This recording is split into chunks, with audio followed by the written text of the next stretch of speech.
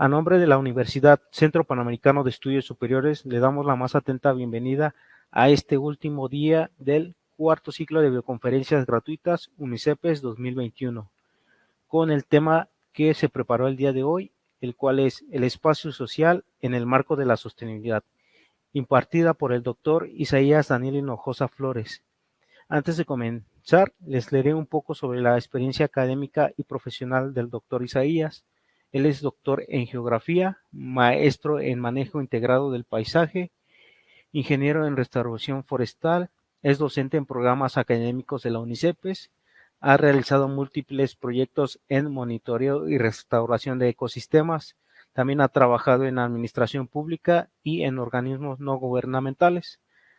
También ha participado en proyectos académicos y ha sido autor de varios artículos y capítulos arbitrados, tanto nacional como internacionalmente.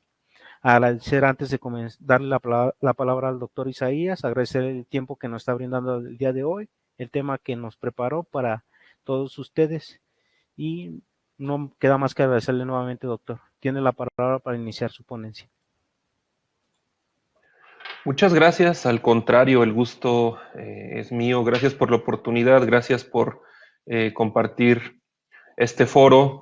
Es una emoción tener aquí conectados varias personas de diferentes rincones de nuestro querido Latinoamérica. Ojalá y algún día podamos vernos en persona y si no, agradecer estas facilidades digitales para poder compartir, comentar y crear un nuevo espacio de interacción que hay que sacarle jugo. Y bueno, pues desde Chile tenemos Colombia, Ecuador, Cuba y México, por supuesto. Un abrazo, un saludo a todos y qué emoción que podamos estar, aunque a la distancia, conectados. Y precisamente esto es algo que tiene que ver con el tema que voy a desarrollar el día de hoy, un tema un poco más teórico, un tema que aporta un poco el entendimiento de lo que está ocurriendo en términos de replantear la sostenibilidad, en términos de reconocer en realidad qué está pasando con nosotros mismos a través pues del espacio. Ese espacio en donde nosotros actuamos, donde nosotros interactuamos, donde ejercemos acciones, donde cambiamos y somos cambiados. Vamos a verlo más adelante. Espero que no se mareen. Vamos a entrar en un poco de filosofía, algo que me gusta mucho, me apasiona, y creo que hace falta volver a replantear los cimientos de la realidad, del conocimiento, para poder replantear nuevas estrategias de acción y aprovechar estas herramientas que nos tiene unidos el día de hoy. Bueno, vamos a hablar sobre el espacio social. El espacio social en términos de la concepción de Henri Lefebvre, aquel geógrafo francés, pero también vamos a tocar elementos que de por sí son relacionados con con el concepto de espacio social sobre la naturaleza y por lo tanto de ahí terminar con el concepto de la importancia de la sostenibilidad en este planteamiento. De manera general, nos preguntamos cuál es el papel del ser humano y la naturaleza en la conformación del espacio social. Para eso tenemos que reconocer cómo nosotros estamos aprendiendo y aprendiendo, cómo nosotros conocemos, y de ahí retomamos un poco el trabajo de Foucault, el cual a su vez menciona estos planteamientos nietzscheanos sobre qué es la realidad y este romanticismo que se tenía en la naturaleza antes del replanteamiento posmoderno de Foucault, y por supuesto cómo nosotros adherimos lo que no es yo, sino lo que es el otro, para dominar el objeto, para crear un conocimiento. Para Foucault, un proceso de violencia, que lo vamos a ver más adelante, pero que describe de manera precisa la acción del espacio por sobre la naturaleza, es decir, como lo vamos a ver más adelante, del espacio absoluto hacia el espacio social, hacia el espacio real que entendemos, porque el espacio natural está fuera, es un espacio absoluto, que nosotros a la hora de aprehenderlo y aprenderlo, lo conformamos en espacio social. Y esa es la segunda parte de esta ponencia, es decir, cómo ese espacio,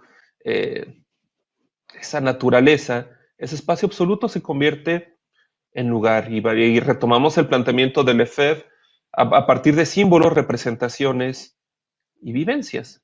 Y por supuesto a través de la acción, como lo describe Bruno Latour en el trabajo social. Entonces, aquí se me atraviesa mi iconito del video. ¿De qué forma gracias, perfecto. Sí, sí. ¿De qué forma el estudio del espacio social es relevante para la sostenibilidad?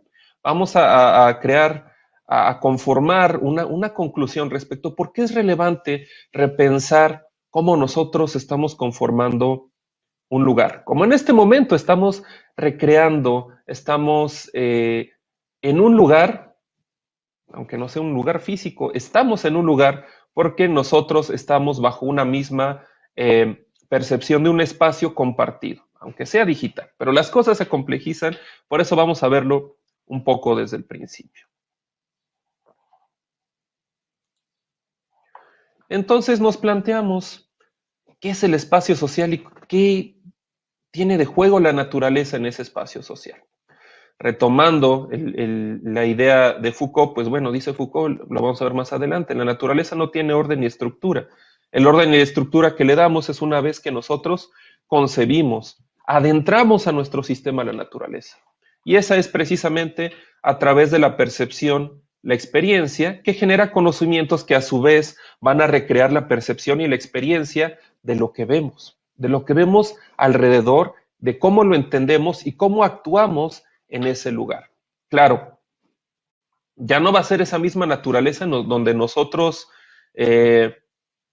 entendemos como tal. Es una naturaleza ya entendida, aprehendida y aprendida. La tomamos y la discernimos. Y entonces esa naturaleza ya no es absoluta, ya es cultura a través de un proceso de percepción, de imaginario, un proceso de adopción de ese espacio hacia nuestra comprensión. Y entonces, sin ir muy abajo, porque eso nos escarba y nos pone a pensar, entonces, ¿cómo nosotros adherimos esa naturaleza, espacio, hacia lo que nosotros somos? Pues a través del sujeto, a través del yo, dice Heidegger, a través del Dasein, a través del ser, estar ahí. Nosotros estamos aquí porque somos nosotros. De otra forma, si yo estuviera impartiendo en este mismo espacio digital la ponencia en Chile, ya no sería yo, estaría en otro lugar, tendría otra cultura y tendría otra forma de quizás expresar lo mismo, pero en otro sentido, ya no sería yo.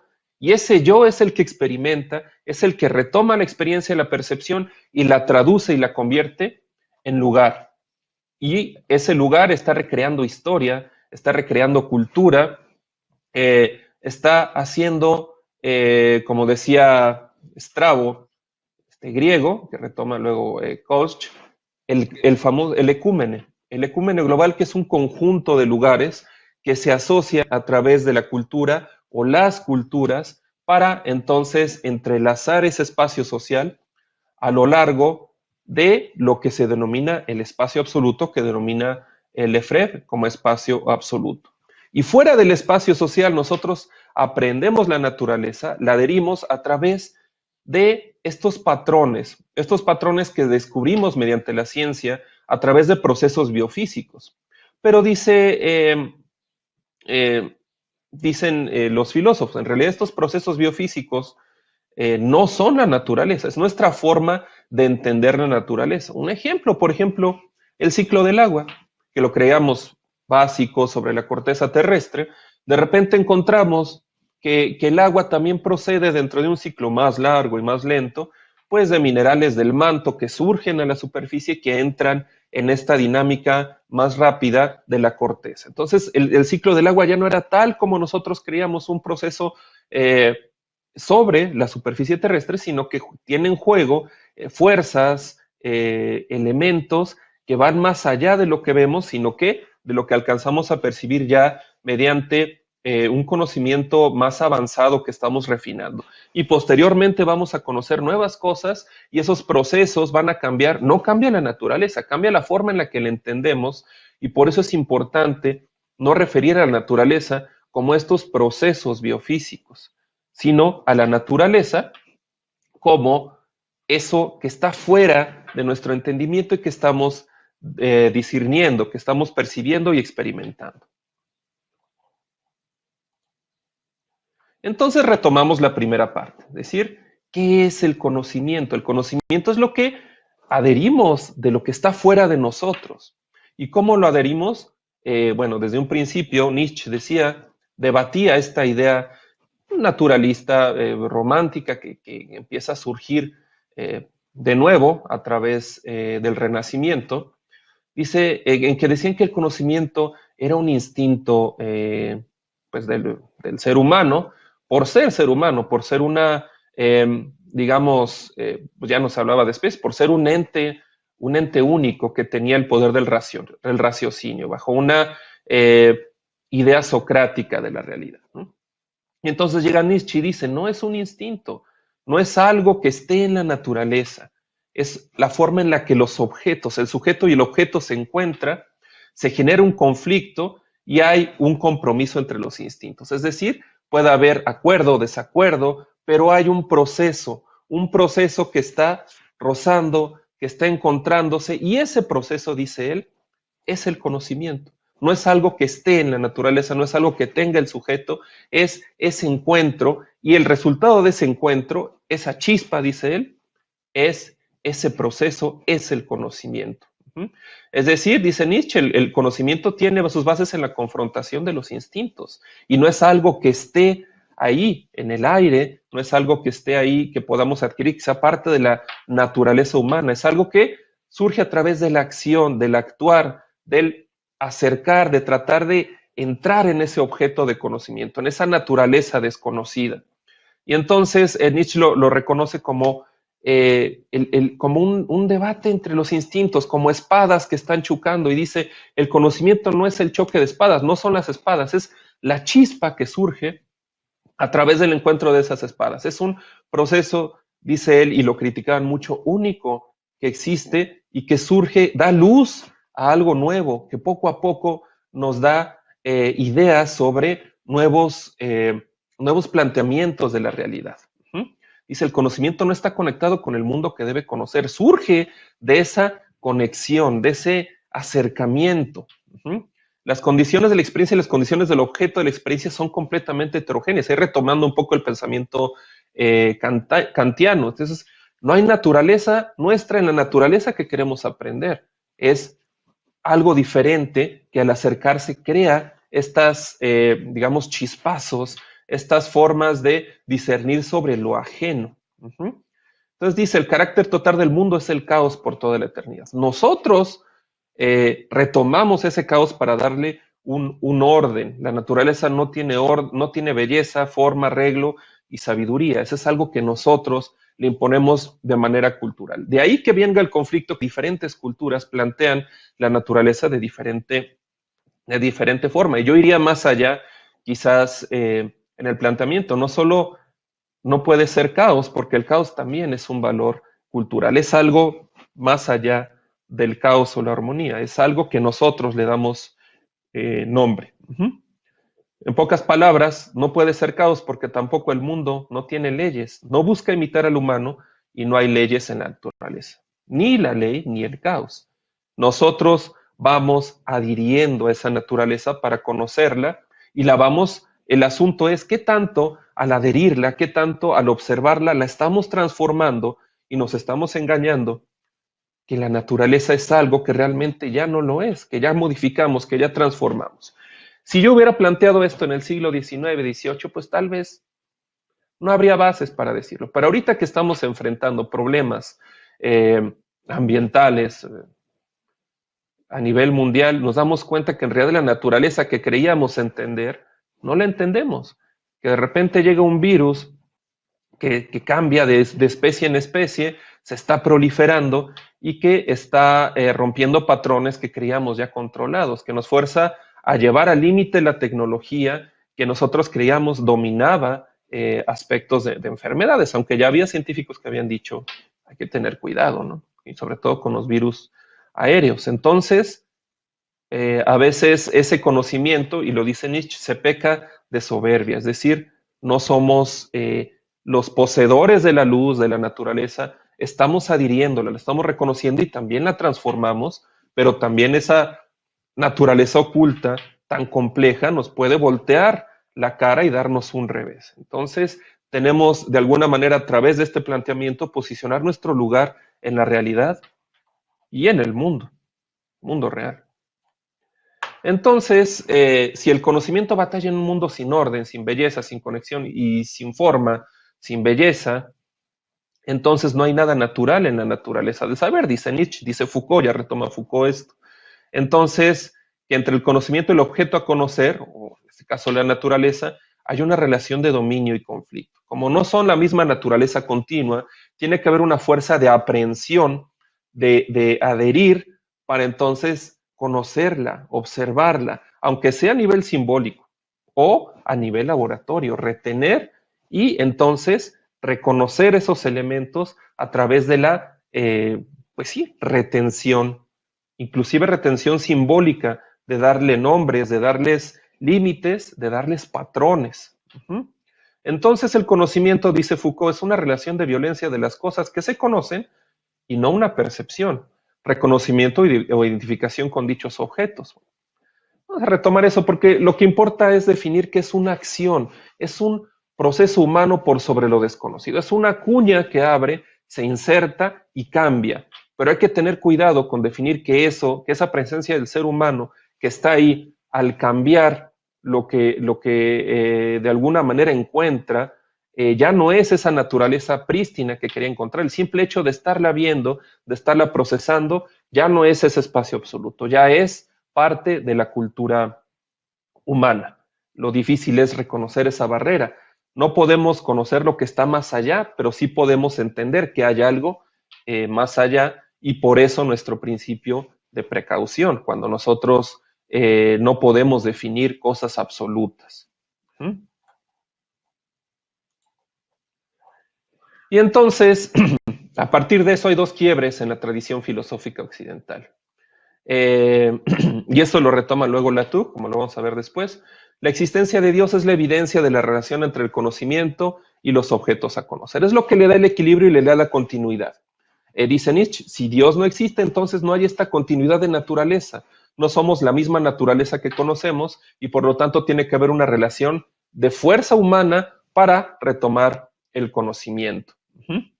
Entonces, como no hay continuidad entre los instintos y el conocimiento, no es Dios quien desaparece, sino el sujeto con su unidad y soberanía. Es decir, no se replantea a Dios, se replantea al sujeto.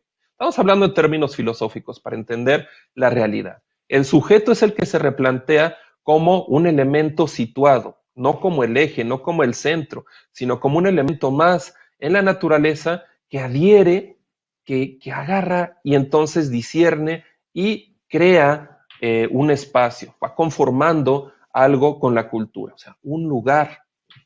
Entonces esta continuidad del conocimiento y el objeto se rompe forzosamente porque no son de la misma naturaleza. Entonces tiene que haber esta relación de dominio.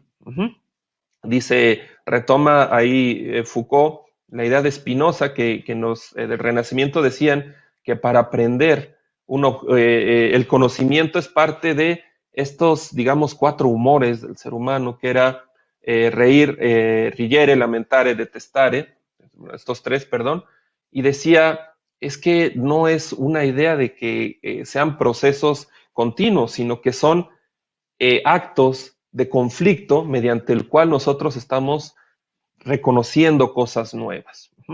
Es decir, nosotros no somos parte de un continuo, sino que somos diferentes en esencia, y entonces al observar el objeto de lejos, tenemos esta idea de ser, de temer, de proteger, y entonces al hacer este alejamiento, al separarlo en naturalezas, nosotros lo conocemos. Inclusive Foucault, Nietzsche iban al extremo de decir que es la violencia, que es más el detestar el que gana, para entonces reconocer al objeto desde la separación del sujeto. Bueno, en general la idea es como que replantear que la naturaleza no es un objeto que está ahí, que podamos decir, pues tiene fuerzas, tiene equilibrios, hay armonía y paz. No, realmente la naturaleza está ligado al conocimiento del ser humano y las fuerzas que provocan este conocimiento. Son fuerzas de conflicto que están demostrando un mundo nuevo, un espacio nuevo. Y si no, pues veamos, por ejemplo, el Amazonas. Estas formas de conocerlo forzosamente es adentrándonos a ella y cambiándolo, modificándolo en mayor o menor medida. Las culturas pues no contactadas la han modificado, pero han tenido ciertos procesos que les han permitido pervivir ahí durante mucho tiempo. A diferencia de este proceso más violento, más, digamos que se inserta de manera más rápida, que es la cultura occidental, que ha creado estos desequilibrios. O, por ejemplo, con la cultura misma, con la historia, con las dinamitas en las pirámides de Egipto, con tal de acelerar estos procesos, saquear y entonces, a su paso, pues ocultar la realidad o destruir otro tipo de fuentes de conocimiento. Y entonces vamos a la producción del conocimiento, ya metiéndonos un poco a la cuestión del espacio. La producción del conocimiento es resultado histórico y circunstancial, es una perspectiva, es una relación estratégica en la que el humano es situado, es decir, en donde hay una batalla. Como lo definimos con Nietzsche, hay una batalla entre el sujeto y el objeto, y eso es el conocimiento, es tratar de discernir, encontrar y darle un patrón o forzarle un patrón para encontrar una verdad. De repente, la ciencia encuentra otro patrón y entonces está definiendo nuevas realidades. Son ladrillos que se van sobreponiendo y el conocimiento simplifica, pasa sobre las diferencias y junta cosas sin justificación en nombre de la verdad, dice Foucault. En nombre de la verdad se crean estos patrones y lo que de alguna manera sale un poco se trata de encasillar para decir, bueno, así funcionan los procesos. Cuando hay singularidades que son estudiadas después bajo otra óptica y definen un proceso que se ajusta cada vez mejor al entendimiento de la naturaleza, pero que es un proceso quizás que nunca terminemos de, que nunca se termine. La naturaleza es algo mucho más complejo. Y en ese sentido nosotros pasamos a la segunda premisa del espacio social. Es una construcción consciente a través de un espacio en donde nos situamos, donde está el sujeto, partiendo del sujeto que ya analizamos. El sujeto está en el lugar y el sujeto piensa un lugar, es decir, el espacio que se piensa, que discernimos, que adherimos a través de la cultura, del conocimiento y la percepción, y el espacio donde estamos o donde creemos que estamos. Es decir, el espacio que se piensa fuera del sujeto y el espacio en el que está el sujeto. Y este proceso tiene que pasar por una tríada que plantea Lefebvre, Henri Lefebvre, a través de la construcción consciente o la concepción de objetos, darles una etiqueta, por así decir, luego representar en ideales y símbolos ese objeto y la práctica del objeto en el dinamismo del espacio. No hay un camino. Dice Lefebvre, es un nudo borromeo, es un nudo que tiene que estar atado por sus tres cabos. No hay entrada ni salida. Es un proceso continuo que va siguiendo la producción del espacio. Tenemos que construir conscientemente lo que vemos, tenemos que vivir en donde estamos y tenemos que representar algo para entender ese objeto.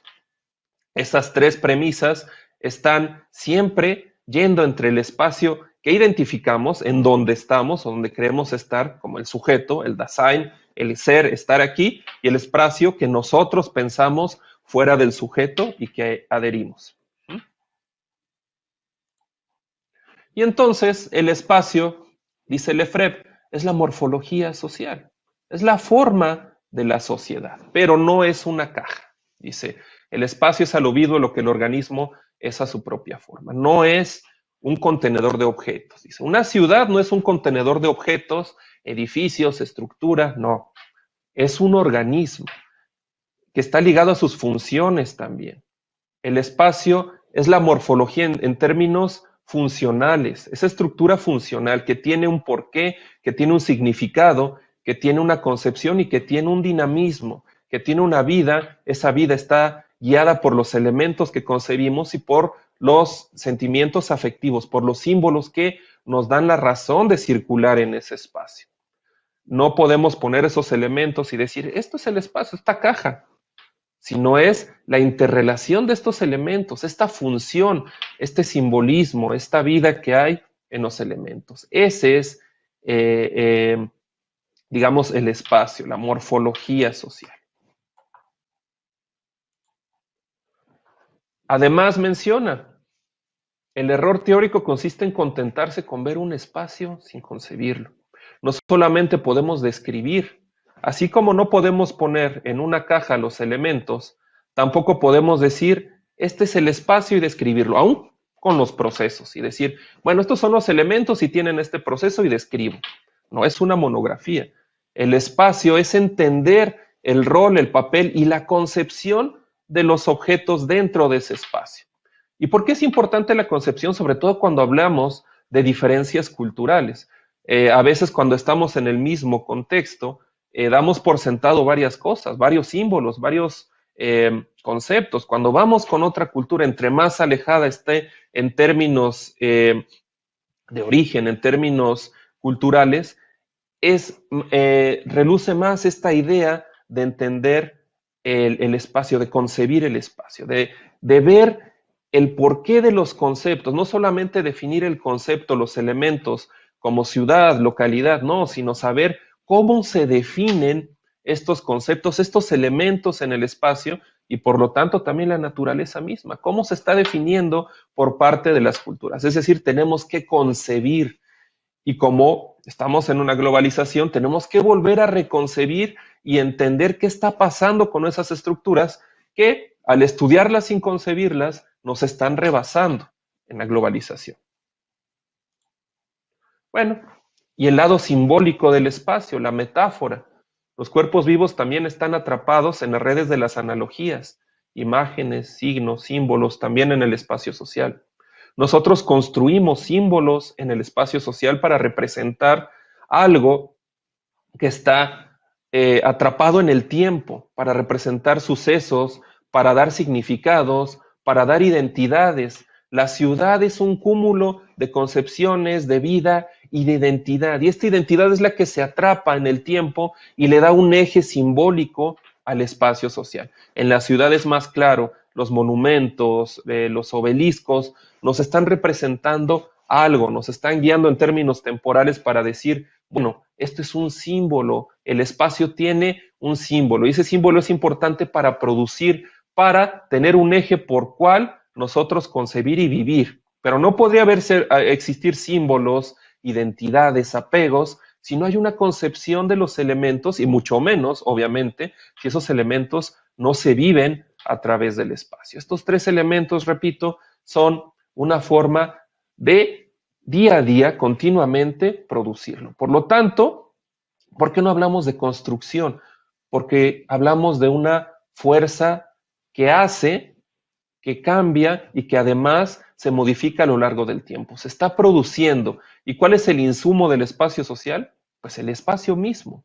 El espacio absoluto en un principio y ahora ese espacio, ese lugar que se está repensando y remodificando con los procesos. Eso es a lo que vamos a ver. ¿Cuáles son estas etapas del espacio social? Primero que menciona Lefebvre es este espacio absoluto, que es cómo el ser humano se empieza a adentrar en fragmentos de naturaleza, en la cueva, en el arroyo, en lugares que son más naturaleza que espacio social. Todavía no hay una concepción clara, pero empieza a haber esos lugares, esos simbolismos de grupo, de acción, que están definiendo un punto de referencia de la naturaleza en la sociedad.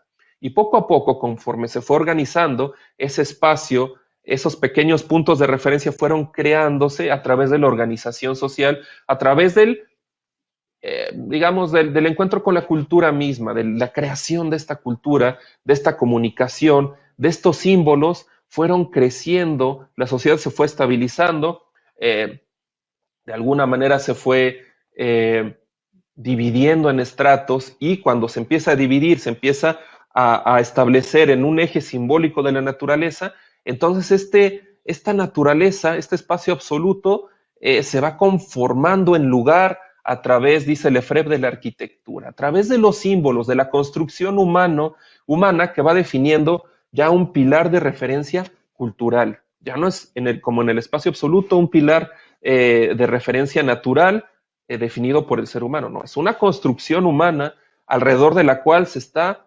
fraguando una organización. Posteriormente se empieza a organizar y empieza el espacio agropastoral, que son las dos primeras etapas. Digamos, la primera etapa per se del espacio social, la naturaleza o el espacio absoluto empieza a empequeñecerse, aunque todavía la sociedad vive en los ritmos de la naturaleza, esta empieza a supeditarse a los ritmos de la sociedad, de la cultura. Se empiezan a recrear lugares, dice con relación a los griegos, santuarios que están definiendo a la naturaleza misma, la están volviendo a producir, la sacan de afuera y la meten al santuario y la significan, la conciben, y entonces esta arquitectura empieza a tener una, digamos, una representación de la naturaleza dentro de estas formas, dentro de estos santuarios, dentro de estos pues, partenones, dentro de estas estructuras. Y la cultura poco a poco empieza a ganar terreno y empieza a conformar el espacio social a través del dominio con la naturaleza, a través de la concepción de lo que está afuera. Ahorita no nos da miedo salir, pero antes, pues bueno, por eso le decían al ejido, los latines, los latinos, en el latín exodus, decían los romanos, lo que está afuera, y lo que está afuera es peligroso, lo que está afuera hay que tener cuidado, es el espacio de la naturaleza. Ahorita ya es más simbólico, pero antes ese espacio era el lugar que debía de conquistar, bueno, no conquistar, del que se alimentaba para crecer este espacio social a través del entendimiento, a través de la cultura. ¿Qué pasa después? Pues empieza la forma y la función, ya empieza a recrearse la arquitectura, la naturaleza misma, pero ahora estos edificios ya no recrean la naturaleza, empiezan a tener una función y una forma que tiene que ver con el espacio social mismo, con la cultura misma. La naturaleza se minimiza cada vez más y está ahí, sabemos que está ahí, sabemos que Roma se fundó sobre cierto espacio, sobre cierta naturaleza, pero de repente ya no está ahí, está vislumbrada o ya ni siquiera referida, está a través de estos monumentos, pero estos monumentos, estos edificios ya tienen una función administrativa, ya tienen una forma y una función dentro del espacio social. Inclusive las deidades tienden a ser menos naturales y empiezan a ser una representación de la sociedad humana, ¿no? Afuera, con sus problemas pues casi humanos, ¿no? Empieza a perder la naturaleza hasta en el símbolo, y la cultura empieza a ganar más terreno para entenderse a sí misma, y poco a poco la naturaleza en este espacio absoluto va desapareciendo. Hay ciertos atisbos todavía. ¿Y qué pasa? Los lugares van ganando terreno por sobre la superficie real, si hay alguna, como ya lo debatimos, sobre la superficie cartesiana. ¿Y qué pasa después? El lugar crece tanto que el mismo lugar es el que está representado por la cultura, ya no es el espacio absoluto, es el lugar mismo que se vuelve a representar a través de la cultura. Y esta cultura llega, resignifica, representa este lugar y entonces lo cambia a sí mismo. Y entonces, dice Latoux, se empiezan a crear híbridos, ya no se separa, se empieza a separar la naturaleza de lo humano, y a veces esa separación, si vamos al siglo XIX, era entender a ciertos elementos humanos como naturaleza, es decir, los que no son pues del predominio cultural, y entonces se empieza a decir, esto es naturaleza, esto es sociedad. Naturaleza, sociedad, ¿para qué? Volvemos a lo mismo de Nietzsche, para poder dominar y para poder crear un orden, y esto va ligado de manera exacta con la creación del Estado.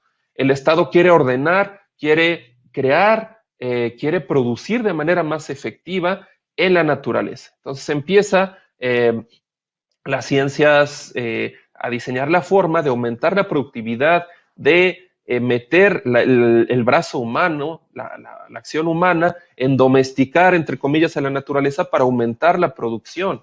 Y entonces el Estado domina cada rincón del territorio, de su territorio, y empieza a poblarse de cosas que no saben si son naturaleza o sociedad, que desde un principio existen, pero de repente cuando nos metemos a biotecnología, nos metemos a, por ejemplo, cultivos transgénicos, decimos, bueno, eso es naturaleza, es cultura, ¿qué es? Ya no podemos definirlo y entonces ya no sabemos si se puede dominar o no, o si hay un pretexto para dominar incluso los genes. Dicen, hay una proliferación de híbridos y ya hasta la naturaleza misma se está produciendo. ¿Dónde queda la naturaleza? Pues ya no está. Ni siquiera en el espacio, en nuestra comunicación, hay una contigüidad, estamos lejos. Y la naturaleza original, el espacio absoluto, parece haber desaparecido. Y entonces con esa forma de producir, de reproducir, de remodificar estos lugares, porque es un conflicto de cultura con cultura, se crea un espacio abstracto que es meramente buscar el interés de los lugares por sus elementos productivos. Y entonces ahí viene la cuestión crítica del Lefebvre.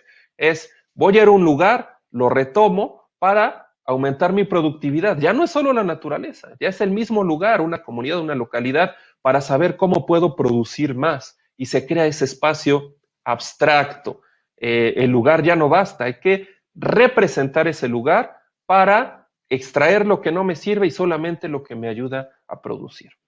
Aquí estamos, para allá vamos, si les interesa más el tema, pues bueno, también está pensar en la naturaleza, como dice Arturo Escobar, after nature, después de la naturaleza. ¿Qué pasa? Y entonces el papel de la cultura. Es importante retomar este elemento. Hablamos de la cultura y que la cultura modifica y la cultura recrea el espacio social. Bueno, ¿qué es la cultura? Pues aquella que determina la acción colectiva, al menos en estos términos. Dice Margaret Mead, cuando vemos un fémur fracturado y sanado en los restos arqueológicos, sabemos que ahí hubo civilización, que hubo un conocimiento, que hubo cultura. Los animales, si se quiebran un hueso, pues nadie los cura, se quedan ahí, pueden morir. Un carnívoro que te recibe una patada, la quijada se le rompe, una pata, una garra, pues ya no hay nadie que lo cuide, se queda ahí, el hueso no solda. En el humano vemos eso, porque hubo una cultura, hubo un conocimiento colectivo. Pero el punto es, ¿hay un conocimiento colectivo, solo uno? ¿Hay una vía? ¿Hay varias vías? ¿Cuántas realidades hay en esta cultura que vivimos, en la cultura que sucede, que aparece? ¿O hay varias? Y entonces, ¿cuál es el espacio social si hay varias culturas? ¿Hay diferentes formas de producirlo? ¿O inclusive hay algo diferente a la producción, quizás?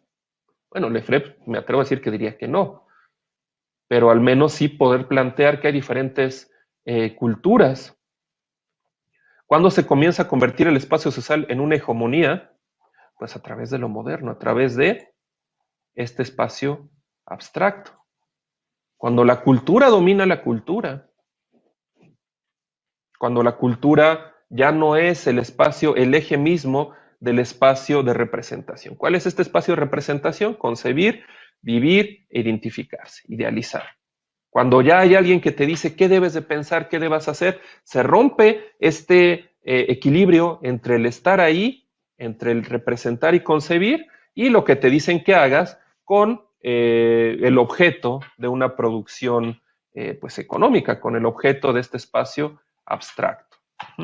Entonces la cultura es un elemento esencial como un termómetro para saber, bueno, qué pasa con ese espacio social. Y también la cultura ha evolucionado en muchas etapas.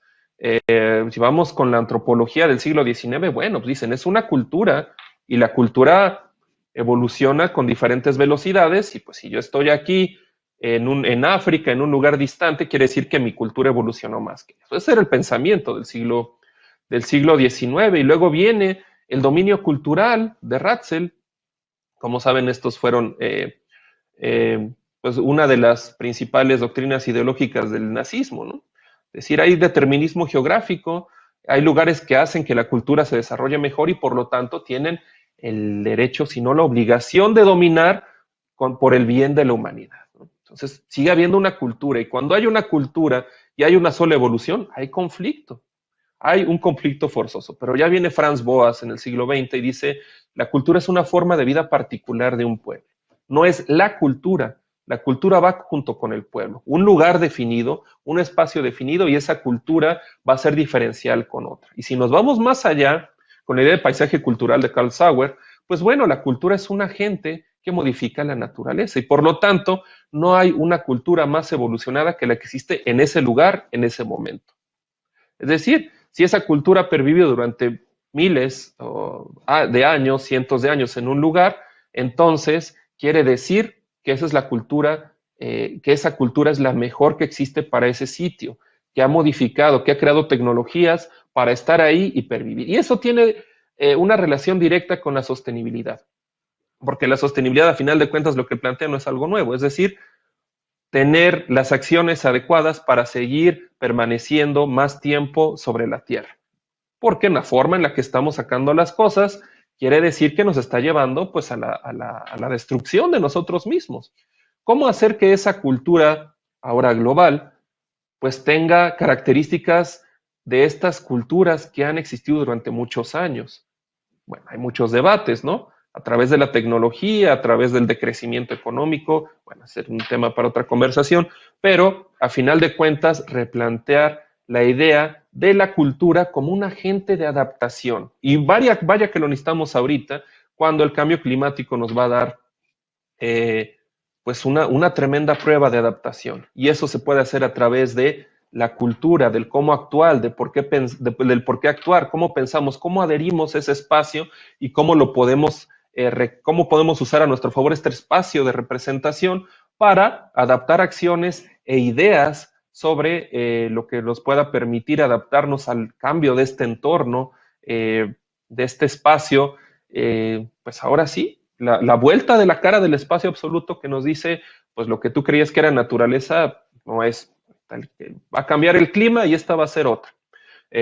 Si estamos de acuerdo con los escenarios de cambio climático, pues el norte de México, por ejemplo, si de por sí ya es una zona árida, en los peores escenarios eso se va a hacer el Sahara, ni siquiera las especies xerófitas que viven ahí van a aguantar ese nivel de aridez. Entonces la naturaleza te dice, ¿esto creías que era naturaleza? No, hay algo más, tienes que adaptarte, tenemos que adaptarnos a través del conocimiento del espacio. Bueno, y el espacio social, como les dije, separa lo natural de lo social, dice Latour, a través de un esfuerzo, de un trabajo social. Pero ese trabajo social no solo es una acción, es una representación, es un ideal, como dice Lefebvre, que crea redes y ramificaciones de conocimiento en espacio y tiempo definidos. El conocimiento también se entrelaza, se enrama con la cultura y va concibiendo nuevos elementos en el espacio. Ahí está, quien guste leerlo, es la Constitución de Bruno Latour, a través de la traslación de objetos, la purificación, y entonces llega un momento en que la cultura ya no puede decir esto es naturaleza, esto es sociedad, o que de repente lo que creía que era naturaleza era diferente y empieza a cambiar este proceso de constitución.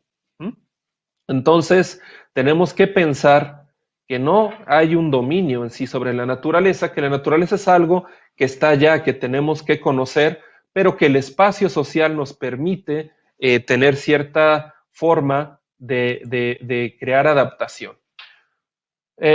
¿Y por qué? Porque nosotros también hemos afectado la forma en la que este espacio social funciona. En un espacio primigenio, lo que esté más cerca de la cultura, de la acción humana, pues es lo que más se va a modificar. Estamos hablando de la idea del espacio social a través de el lugar, a través de un lugar situado. Se habla de límites, se habla de coherencia, se habla de conectividad, más o menos como nosotros definimos la ecología, ¿no? El movimiento y distribución de materiales y organismos entre los paisajes naturales. Hay una cuestión de debate semántico también. Pero sí delimitamos bordes, delimitamos barreras, delimitamos conectividades. Una vez que delimitamos estos bordes y barreras, delimitamos relaciones entre estos lugares delimitados. Y hay una relación de contiguidad, lo que está más cerca es lo que más vamos a modificar. Entonces hablamos de territorio, paisaje, país, distrito, campo, precinto. Hablamos de una definición y una alocación de propiedades.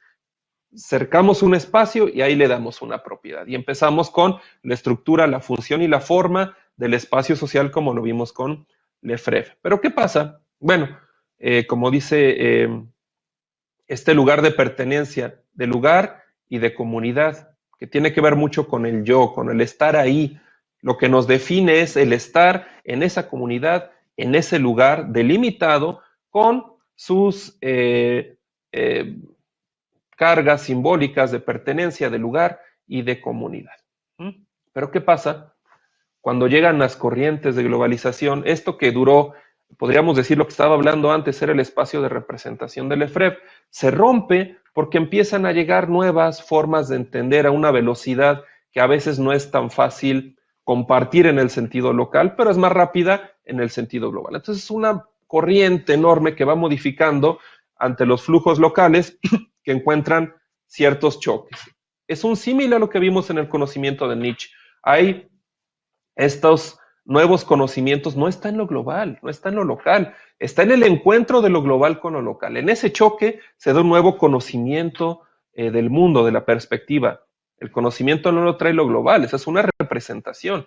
Lo local tiene que adherir a sus representaciones, estas mareas de conocimiento, y este choque, este conflicto, es el conocimiento de la realidad.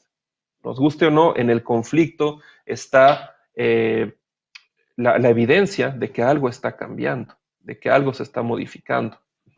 Y entonces estos espacios de representación donde se concibe, se vive y representa, que normalmente tienen un periodo de sociedad, de adaptación, de tiempo, de tradición oral, de intercambio de conocimientos, llevan un ritmo para recrear, compartir, para que sea una información procesada por la sociedad, llega a romperse por un ritmo mucho más fuerte a través de la globalización, a través de este espacio representado. Es decir, el espacio de representación donde se vive, concibe y representa, donde se simboliza, forma parte de una idea que una gente de fuera llega hacia ese espacio definido. Y entonces ya se modifica por las velocidades en las que está llegando. Como menciona Castells, el tiempo se cristaliza. Todo llega inmediato, no se puede asimilar y se rompe este espacio de representación, se modifica. Y en este encuentro, en este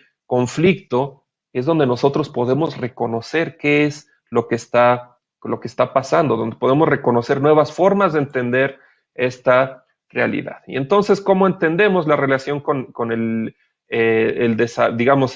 la sostenibilidad de este espacio social? Pues a través de entender el territorio y el paisaje. El territorio es donde nosotros le damos sentido al mundo, donde vivimos, donde actuamos, donde los recuerdos nos dan un significado de sucesos, de acciones que nos permiten actuar. Es una expresión geográfica, política y social, y el paisaje es lo que nosotros cambiamos, lo que vemos, lo que cambiamos y lo que se queda después que va a modificar al territorio. El paisaje es, digamos, el cauce, es la ribera, y el territorio es el río que fluye. El río cambia a la ribera, el río cambia el cauce, y el cauce a su vez está cambiando también el río. Y esto tiene que ver con la concepción lefebvriana del espacio que se piensa y el espacio en que se piensa. Tanto el paisaje como la mentalidad de las cosas tienen una idea del espacio en que se vive de manera, digamos, pasiva, lo que vemos, lo que adherimos para construir dónde vivimos, pero sin pensar en el transcurrir, sino en estos elementos que discernimos mentalmente, mientras el territorio son ya la acción de saber a dónde me voy a mover y por qué. Ambos son espacios que se piensan y espacios en que se piensan, pero con una carga diferente, en términos de lo ajeno, el paisaje, y en términos de lo propio, de la actividad que es el territorio. El territorio modifica lo ajeno, los elementos por los que transito en la ciudad, en el campo, y al modificarse esos elementos van a modificar el tránsito futuro del territorio. Y cuando hablamos de tiempo, por supuesto, me voy a adelantar un poco aquí, hablamos de, hablamos de mantener una integridad entre los ejes económicos, ecológicos y sociales. En escala, porque ya no podemos prescindir de la escala, hay elementos globales que están modificando, y el tiempo, que a final de cuentas esa es la raíz de la sostenibilidad, permanecer con el mismo o mejorar el nivel de vida, el entorno a lo largo del tiempo, lo económico, lo ecológico, lo social, a largo plazo, que mantenga la estabilidad en el espacio y en el tiempo. ¿Y cómo nos damos cuenta de eso? Pues en el paisaje. El paisaje es el indicador de nuestras acciones, de cómo estamos pasando. Si de repente vemos un cambio de uso de suelo que tiene más agricultura y que aumenta la tasa de cambio, pues entonces estamos viendo en un paisaje modificado y decimos, caray, se está produciendo más dinero, pero entonces hay menos vegetación natural. ¿Qué está pasando ahí? Vemos más espacio y ese espacio requirió más trabajo a lo largo del tiempo. Una modificación del territorio en el aquí y en el ahora, que deja su huella en el futuro y que nos permite entender cuál es el papel del espacio de representación en el cambio, en el beneficio o en el prejuicio en el paisaje. Como vemos, otra vez vemos esto, estas acciones en el espacio, estas acciones del territorio pueden ser modificadas por representaciones ajenas que alteran, bueno, no alteran, que modifican el paisaje. Pero esto es aquí y ahora. Si nosotros lo complejizamos, pues vemos que esto se multiplica la n potencia entre la cantidad de actores en el espacio de representación y a lo largo de todo el tiempo. Se empieza a complejizar y todo esto que vemos va a tener un impacto en lo que vemos, en lo que analizamos, en el monumento, en la estructura urbana, en el decaimiento de la estructura urbana, pero también en el espacio del paisaje. Ojo, paisaje no es igual a naturaleza, simplemente es lo que percibimos, así sea en el bosque, en la agricultura, es lo que vemos y podemos entender por qué el paisaje es así, de acuerdo a las acciones que entendemos en el territorio.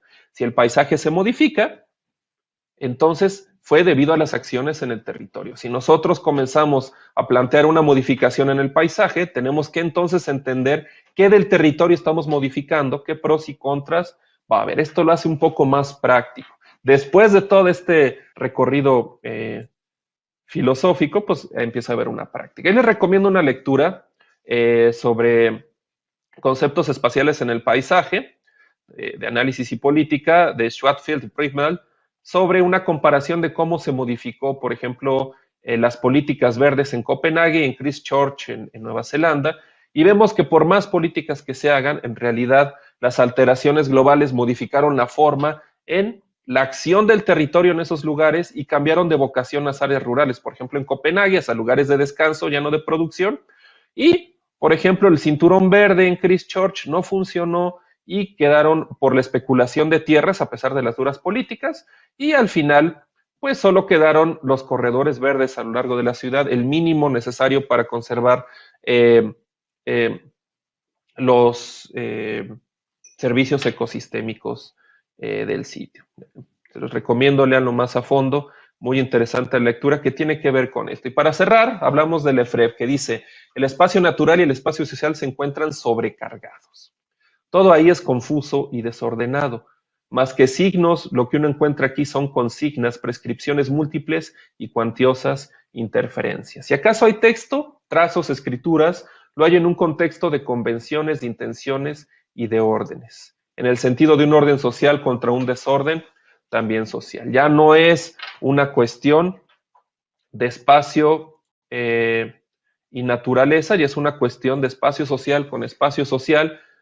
Nos olvidamos unos 100 años de que había una naturaleza y de repente nos está cobrando la factura. Bueno, pues espero que les haya sido de interés, espero no marearlos mucho. A mí me gusta mucho pues retomar un poco la teoría, pues también la práctica, pero me apasiona mucho entrar a la cuestión filosófica del problema, tratar de explicarnos qué es lo que pasa, pero no haberlos mareado mucho. Les agradezco mucho su presencia aquí. Pues bueno, si tienen alguna duda, con gusto las atendemos.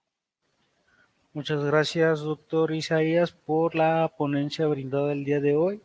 Agradecerle el tiempo destinado. En estos momentos, como comentamos en el chat, estamos en el tiempo o la ronda de preguntas que hayan surgido por el tema brindado por el doctor Isaías Daniel. A todas las personas asistentes que se encuentran, por favor de ir colocando sus dudas, preguntas, inquietudes que tengan acerca del tema. Marily Ustate Pérez y Santos Williams menciona que fue una excelente ponencia. Gracias por la ponencia brindada. Y Vidalia menciona que la ponencia fue muy clara. Todas las personas, si existe alguna duda, inquietud, por favor de ir colocando su duda o pregunta que tengan sobre el día de Bueno, hoy. por acá hay una pregunta de Esteban Ortiz Rodea.